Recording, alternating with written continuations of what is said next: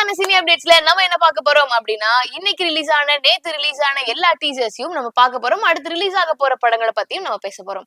So first என்ன movie அப்படின்னா toxic movie. இத வந்து யார் நடிக்கிறாங்க அப்படின்னா யாஷ் நடிக்க இருக்கிறாங்க. அவங்களுக்கு ஜோடியா நயன் நடிக்க இருக்கிறாங்க. இதோட டைரக்டர் கீது மோகன்தாஸ். இவங்களும் ஒரு ஆக்டர் தான். இந்த படம் வந்து ஒரு பீரியாடிக் டிராமா பேஸ் மூவி அப்படின்ற மாதிரியும், இது கோவால நடந்த ட்ரக் கேட்லிஸ்ட் ஆபரேஷன் பத்தியான ஒரு மூவி அப்படின்ற மாதிரியும் சொல்றாங்க. இதோட பட்ஜெட் வந்து 300 crores அப்படின்ற மாதிரியும் சொல்றாங்க. இந்த படம் ஷூட்டிங் நடந்துகிட்டு இருக்கும் போதே நிறைய ப்ராப்ளம்ஸை ஃபேஸ் பண்ணுச்சு. லைக் மரம் உடைக்கிறது இந்த மாதிரி நிறைய நடந்ததுனால நிறைய கவர்மெண்ட் சைட்ல இருந்து அவங்க நிறைய ஃபேஸ் பண்ணாங்க. ஸோ அந்த ப்ராப்ளம்லாம் சால்வ் ஆயிடுச்சுன்னு நினைக்கிறேன். சோ இந்த மூவி டிசம்பர் 4, 2025ல அடுத்த கிறிஸ்துமஸுக்கு இது ரிலீஸ் ஆகலாம் அப்படின்ற மாதிரியும் சொல்றாங்க. சோ ஃபர்ஸ்ட் இந்த ரோலை போய் கரீனா கபூர் கான்ட்ட போய் கேட்டிருக்காங்க, இந்த ரோல் நீங்க பண்றீங்களா அப்படின்னா. அவங்க சில காரணங்களால வேணான்னு சொல்ல அந்த ரோல் இப்ப நயன்தாரா பண்றதா இருக்கிறாங்க. நயன்தாரா மட்டும் இல்லாம இதுல கியாரா அத்வானி, ஸ்ருதி ஹாசன், அக்ஷய் ஓப்ராய் அப்படின்னு நிறைய பல ஸ்டாரிங் ஆக்டர்ஸ் நடிக்க இருக்கிறாங்க. சோ இந்த ப்ராஜெக்ட் மட்டும் இல்லாம யஷ்க்கு அடுத்து வந்து ராமாயணம் குறிச்ச இன்னொரு ப்ராஜெக்டும் போயிட்டு இருக்கு. அந்த படத்துல வந்து ராவன் ரோல் வந்து அவர் பிளே பண்ணிக்கிட்டும் இருக்கிறாரு. செகண்ட் என்ன மூவி அப்படின்னா கேர்ள் ஃபிரெண்ட் மூவி. இது வந்து ராஷ்மிகா மந்தனா நடிக்க இருக்கிறாங்க. இப்போ ரீசெண்டா அவங்களோட புஷ்பா 2 வந்து பிளாக் பஸ்டர் ஹிட் வேற லெவல்ல ஹிட் ஆகி பயங்கர மாஸ் காமிச்சுக்கிட்டு இருக்கு. நார்த் அமெரிக்கால கூட மாஸ் காமிச்சுக்கிட்டு இருக்கு அப்படின்னு சொல்லலாம். சோ அவங்களோட அடுத்த ப்ராஜெக்டான கேர்ள் ஃபிரெண்டோட டீசர் வந்து ரிலீஸ் ஆச்சு.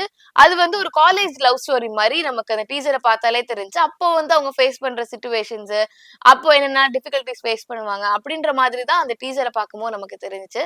சோ அந்த டீசரோட ஸ்டார்டிங்ல வந்து ஒரு வாய்ஸ் வந்து ராஷ்மிகா வந்து நான் வந்து புகழ்ந்து பேசுற மாதிரி ஒரு வாய்ஸ் வந்துச்சு. அந்த வாய்ஸ் கொடுத்தது வேற யாரும் இல்ல, விஜய் தேவர்கொண்டா தான். டீசர்ல மட்டும் உங்களை புகழ்ந்து பேசாம ஒரு ட்வீட்ல கூட உங்களை புகழ்ந்து நிறைய வார்த்தைகள் வந்து பேசிருந்தாங்க விஜய் தேவர்கொண்டா. அது கூட நம்ம போன வீடியோஸ்ல கூட பார்த்தோம்.